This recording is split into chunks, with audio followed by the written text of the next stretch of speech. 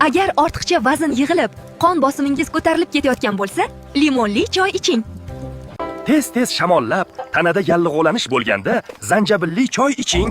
Immunitetingiz tushib, bakteriya va zamburug'lar qiynasa, oreganoli choy iching. Xolesterinni kamaytirib, ovqat hazm qilishni yaxshilamoqchi bo'lsangiz, ablipixali choy iching. Jigaringizni toksinlardan tozalamoqchi bo'lsangiz, artishokli choy iching. Agar shunaqa shifobaxsh choylarning retsepti kerak bo'lsa, videoga like bosib, kommentariyada choy deb yozing, direktingizga retseptlarni yuboraman. Agar sizda shakar miqdori yuqori bo'lsa, dolchinli choy iching. Tanangizda atyoklar va qorningizda damlanish bo'lsa, moy chechakli choy iching. Agar ovqat hazm qilish tizimi zaif bo'lsa, yalpizli choy iching. Kortizol gormoni oshib ketganda, ramashkali choy iching. Qon bosimi oshganda, karkadeli choy iching. Xolesterin oshib ketganda esa, namatakli choy iching. Agar yaxshi uxla olmasangiz, lavandali choy iching.